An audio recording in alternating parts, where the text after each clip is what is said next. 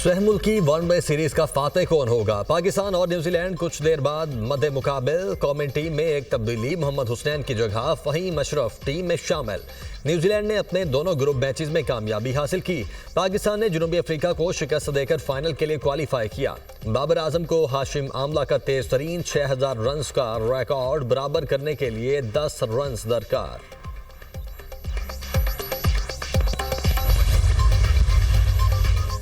हरनाई में तहसील शाहरग में गाड़ी के करीब धमाका। डेप्यूटी कमिश्नर के मुताबिक धमाके में 11 अफराद जाम बहक, 6 जख्मी।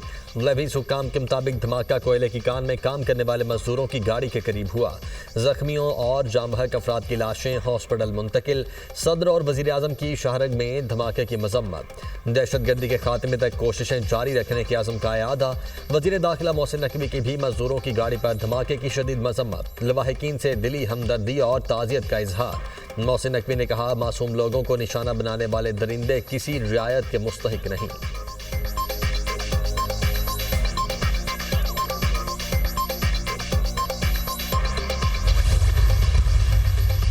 सुप्रीम कोर्ट में नए तैनात जजेस ने हल्फ उठा लिया। चीफ जस्टिस पाकिस्तान याहिया अफरीदी ने जजेस से हल्फ लिया। हल्फ उठाने वालों में 6 मुस्तकिल और 1 आर्जी जज शामिल।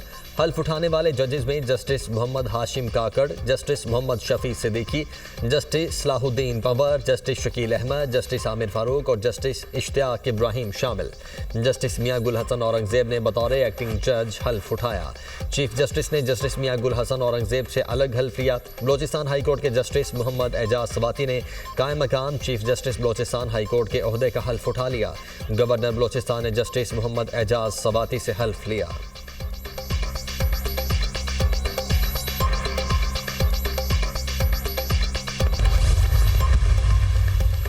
जस्टिस सरफराज डोगर ने कायम मकाम chief justice Islamabad high court का हल्फ उठा लिया। सदर मुमलिकत आसिफ अली जरदारी ने कायम मकाम चीफ जस्टिस से हल्फ लिया। जस्टिस जुनैद गफ्फार ने बतौर कायम मकाम chief justice Sindh high court हल्फ उठा लिया। गवर्नर सिंध कामरान टिसौरी ने जस्टिस जुनैद गफ्फार से हल्फ लिया। जस्टिस SM अतीक शाह ने कायम मकाम chief justice Peshawar high court के ओहदे का हल्फ उठा लिया। गवर्नर फैसल करीम कुंडी ने जस्टिस SM अतीक शाह से हल्फ लिया। तकरीब में वज़ीर आला KP अली मीन गंडापुर की भी शिरकत।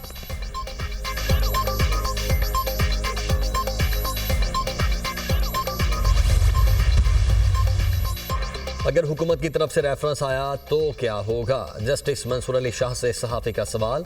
जब रेफरेंस आएगा तो देखा जाएगा। ऊपर अल्लाह ताला देख रहा है। कुछ गलत नहीं किया तो डरना किस बात का? डरे तो वो जिसने कुछ किया हो। किसी से कोई ज़ाती इख्तिलाफात नहीं।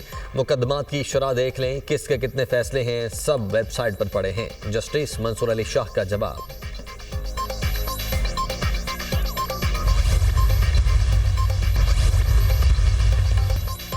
सेनेट में इंसानी स्मगलिंग की रोकथाम का बिल मंजूर। सजा 3 साल से बढ़ाकर 10 साल करने की तजवीज़। वज़ीर कानून आज़म नज़ीर तारड़ ने बिल लेबान में पेश किया।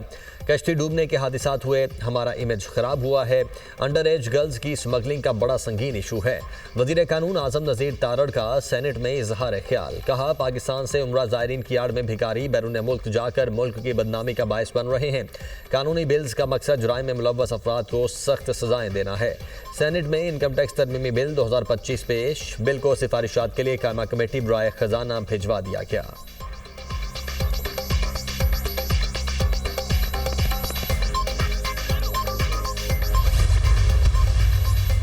बानी PTI ने कौम की नुमाइंदगी करते हुए संजीदा खत लिखा। हमने सियासी मसाइल का सियासी हल निकालने की कोशिश की। हुकूमत ने मुज़ाकरात से राह फरार इख्तियार की।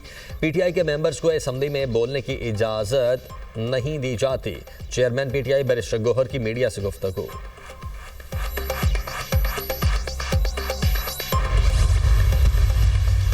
वज़ीर आज़म शहबाज शरीफ को तुर्क सदर रजब तैयब एर्दोगान की तरफ से इलेक्ट्रिक कार का तोहफा। वज़ीर आज़म ने तुर्क सदर के हमरा गाड़ी ड्राइव की। दोनों रहनुमाओं के दरमियान खुशगवार माहौल में बातचीत।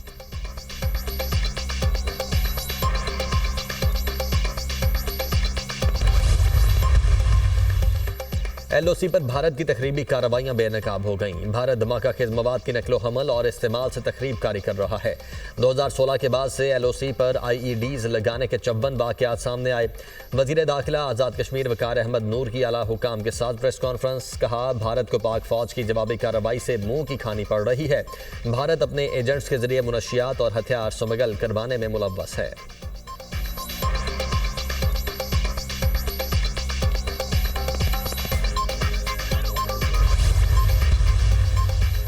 अमरीकी सदर डोनाल्ड ट्रंप का भारत को F-35 लड़ाका तैयारों समेत अरबों डॉलर का फौजी सामान देने का ऐलान। भारत को तेल और गैस फराहम करने का फैसला।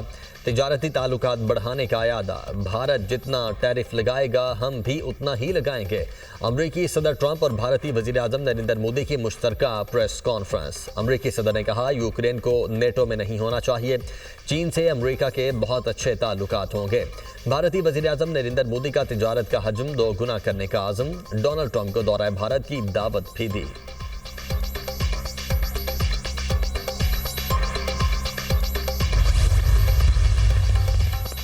भारत अमरीका मुश्तरका बयान गलत और बेबुनियाद है। दहशतगर्दी से मुतासरा मुल्क के तौर पर पाकिस्तान दुनिया में अमन इस्तेहकाम के फ़रोग़ का ख़्वाह है। मुश्तरका बयान भारत की जानिब से अवामी हुकूक़ की पामाली का जवाब देने में नाकाम रहा। भारत को जदीद असलहा फ्राहम करने पर शदीद तहफ़्फ़ुज़ात हैं। इससे जनूबी एशिया के अमन में अदम तवाज़ुन पैदा होगा। तर्जुमान दफ्तर खारिजा की प्रेस ब्रीफिंग। कहा इस्राईली वज़ीर आज़म का हालिया बयान काबिल मज़म्मत है। पाकिस्तान सऊदी अरब के साथ मुकम्मल यकजहती का इजहार करता है। PTI की जानिब से IMF को डोजियर अफसोसनाक है। पाकिस्तान के IMF के साथ अच्छे मुआमलात हैं।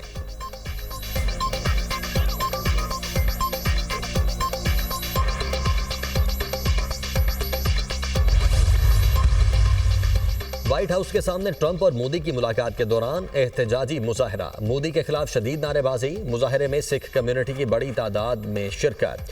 खालिस्तान के हक में नारे लगाए। भारत की दीगर अक़लियती कम्युनिटीज़ ने भी मुजाहरे में भरपूर शिरकत की और मोदी के खिलाफ नारे लगाए।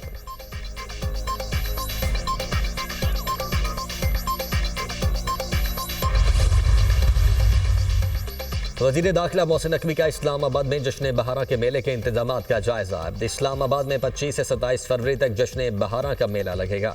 जश्न बहारा में पाक फौज के बैंड्स भी परफॉर्म करेंगे। जश्न बहारा के दौरान आतिशबाजी का ज़बरदस्त मुजाहरा होगा। वज़ीर दाखिला ने पुलिस लाइन्स में जश्न बहारा के लिए शमा परेड की रिहर्सल का मुआयना किया।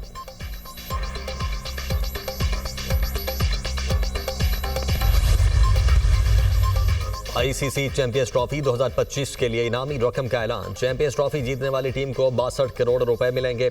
रनर अप टीम 31 करोड़ रुपए वसूल करेगी। बड़े इवेंट के लिए बड़ी तैयारियां। इफ्तिताही तकरीब में JF-17, F-16 और शेर दिल लहू गरमाएंगे।